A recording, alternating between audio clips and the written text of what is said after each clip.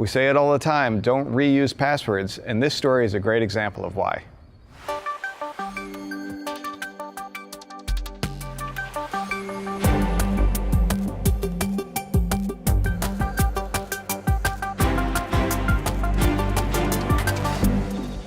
John, I think you have a timely story about TurboTax, given tax season's right around the corner. So what do you have? I do, and there's a couple of reasons I wanted to talk about this story, especially since, tax time is coming up, but there's a couple of things that are going on in this story that I thought were important to point out to people.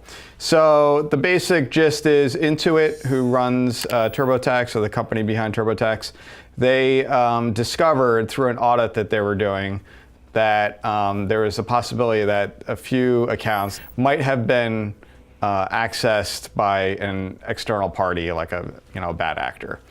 And a lot of people might have immediately jumped to the conclusion, oh my God, so Intuit, TurboTax had a data breach. That's not what happened here. This wasn't a problem with Intuit. It was probably more of a problem with you, if you were a victim, and or your email provider.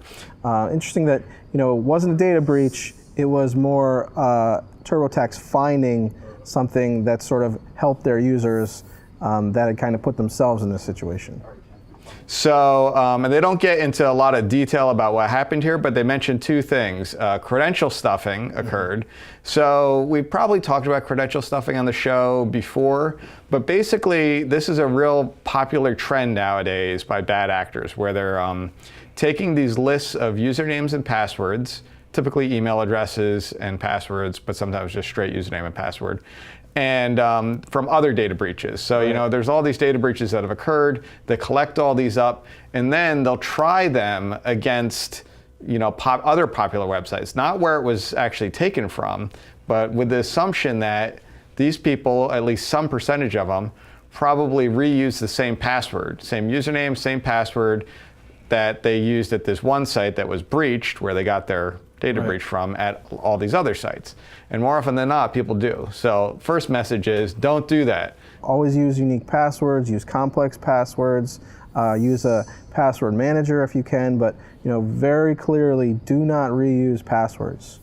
But the bigger thing I wanted to point out about this story, because they kind of allude to it, and I think this might have happened here, is your email account. So if a bad actor can get into your email account through a data breach, so let's say there was a data breach on some far-flung site, but you happen to use that same password for your email. So if that happens, bad actor can log into your email account up at whatever, Yahoo, Gmail, wherever it happens to be, because they have this, you use the same password there. And then they'll go to TurboTax, Intuit, and they try to log in. They say, oh, I forgot my password. Please reset it. It comes back to this email account that you have, they have access to your email. So the important thing is your email account, you need to really safeguard it nowadays. Your email account can be the keys to the kingdom in terms of all of the websites that you might have access to, because through the reset password functionality that a lot of websites provide, it might come back to your email address. That's a big concern, is if you can get into a site like TurboTax, you can get social security numbers and addresses and birth dates, and everything you need to steal identity is going to be on your tax return. Right. And or file a fake tax return as that person, which has been a trend over the previous few years. There was some issues with that, people filing fake tax returns as people and having the money somehow sent to them, or they get the check. Right. But I think Jim makes a good point. It's even if they accessed it in non-filing time. Right. The information that they have access to once they're in your TurboTax account is another level of. Yeah, it's very highly sensitive. Yeah. So, and that's why I wanted to make sure when people look at this story that they don't, because they actually had to put a correction out when I read this article, because they didn't phrase things quite right, and it almost did seem like there was some kind of data breach into it, and that is not what happened. It's not that we see a lot of these websites get compromised because they have some vulnerability, and then somebody dumps their entire database. That's not what happened here. It's just that people were using the same passwords It's almost it's almost for TurboTax a service using other that they places. found, like their user behavior came up with some, positive response that led them to helping out these users more than they had a breach. Right, absolutely. Yeah, they discovered a bad actor who was, leveraging probably harvested passwords from somewhere else, and then took action to make sure that those customers' accounts are secure, at least going forward, and protected.